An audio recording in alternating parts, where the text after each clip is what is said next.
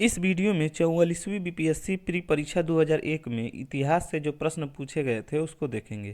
तो चलिए शुरू करते हैं और देखते हैं पहला प्रश्न क्या है। तो पहला प्रश्न है, निम्नलिखित में से किसको चालकोलिथिक युग भी कहा जाता है? तो वो है ताम्र पाषाण युग। ऑप्शन नंबर 3 सही हो जाएगा। अगला प्रश्न है, निम्नलिखित में से मगध का कौन सा राजा सिकंदर महान का समकालीन था?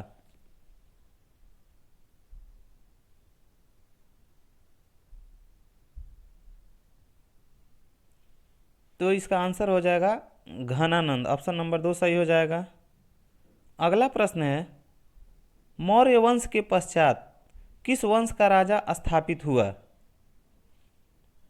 शुंग वंश। ऑप्शन नंबर 4 सही हो जाएगा। अगला प्रश्न है, निम्नलिखित में से कौन सी बात बौद्ध धर्म तथा जैन धर्म में समान नहीं है? आत्मदमन। ऑप्शन नंबर 3 सही हो जाएगा। अगला प्रश्न है, निम्नलिखित में से किस राजा ने पाटलिपुत्र बसाया था? उदयन। ऑप्शन नंबर 4 सही हो जाएगा। अगला प्रश्न है,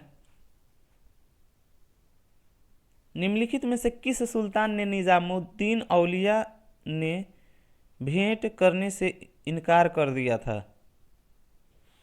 ऑप्शन नंबर 3 सही हो जाएगा, गयासुद्दीन तुगलक। किस सुल्तान से निजामुद्दीन औलिया ने भेंट करने से इनकार कर दिया था? वो थे गयासुद्दीन तुगलक। अगला प्रश्न है, निम्नलिखित में से किस सुल्तान ने पहले हजरत आला की उपाधि अपनाई और बाद में सुल्तान की? बहलोल लोदी। ऑप्शन नंबर 1 सही हो जाएगा। अगला प्रश्न है,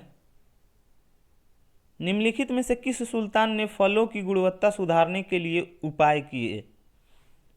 वो फिरोज तुगलक। ऑप्शन नंबर 2 सही हो जाएगा। अगला प्रश्न है, निम्नलिखित में से किस सुल्तान ने एक नगर बसाया जहां अब आगरा है?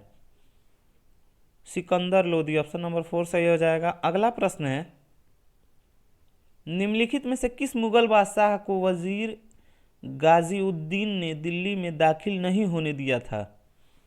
शाह आलम द्वितीय। ऑप्शन नंबर 2 सही हो जाएगा। अगला प्रश्न है, भारत में सबसे पहले रेल मार्ग तैयार हुआ था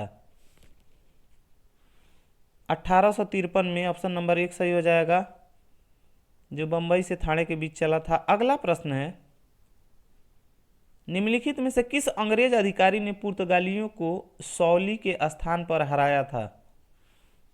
थॉमस बेस्ट। ऑप्शन नंबर 2 सही हो जाएगा। अगला प्रश्न है, निम्नलिखित में से प्रथम कर्नाटक युद्ध का कौन सा तात्कालिक कारण था? ऑस्ट्रिया की राजगद्दी का जंग। ऑप्शन नंबर 2 सही हो जाएगा। अगला प्रश्न है, निम्नलिखित में से किस अधिनियम के तहत लॉर्ड कॉर्नवालिस को अपनी काउंसिल के फैसले को रद्द करने का अधिकार मिला था? 1786 का एक्ट। ऑप्शन नंबर 2 सही हो जाएगा। अगला प्रश्न है, निम्नलिखित में से किस नेता ने लंदन में प्रथम गोलमेज कॉन्फ्रेंस में भाग लिया था? मौलाना मोहम्मद अली। ऑप्शन नंबर 1 सही हो जाएगा। अगला प्रश्न है, निम्नलिखित में से किस नेता ने 1906 में कलकत्ता कांग्रेस अधिवेशन की अध्यक्षता की थी? दादा भाई नौरोजी। ऑप्शन नंबर 4 सही हो जाएगा। अगला प्रश्न है, वैयक्तिक सत्याग्रह किसने आरंभ किया? विनोबा भावे। ऑप्शन नंबर 1 सही हो जाएगा। अगला प्रश्न है, किसकी दृष्टि में क्रिप्स प्रस्ताव एक टूटते हुए बैंक के नाम एक उत्तर दिनांकित चेक पोस्ट डेटेड चेक था? महात्मा गांधी के अनुसार। अगला प्रश्न है, भारत छोड़ो आंदोलन शुरू किया गया 1942 में। ऑप्शन नंबर 3 सही हो जाएगा। अगला प्रश्न है, फॉरवर्ड ब्लॉक की स्थापना किसने की? सुभाष चंद्र बोस ने। ऑप्शन नंबर 1 सही हो जाएगा। अगला प्रश्न है, दांडी यात्रा की गई 1930 में। ऑप्शन नंबर 4 सही हो जाएगा। अगला प्रश्न है, सच्चिदानंद सिन्हा किसके साथ जुड़े थे? भारत छोड़ो आंदोलन, दांडी मार्च, सविनय अवज्ञा आंदोलन, इनमें से कोई नहीं। सच्चिदानंद सिन्हा की भूमिका बिहार के निर्माण के प्रयास में अग्रणी रही। 9 दिसंबर 1946 को इन्हें भारत की संविधान सभा का प्रथम अस्थायी अध्यक्ष चुना गया था। अगला प्रश्न है,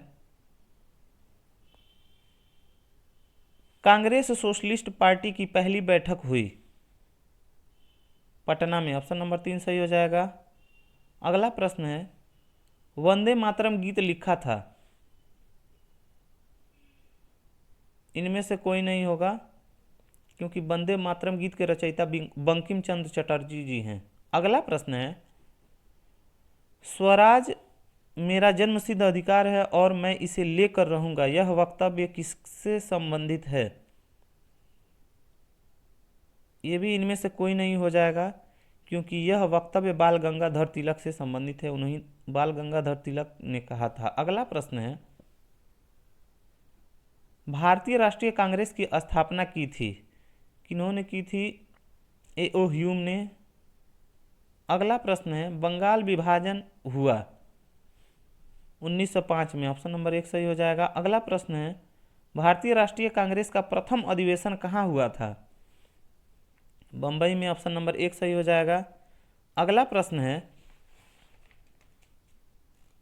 निम्नलिखित में से कौन उग्रपंथी नहीं था?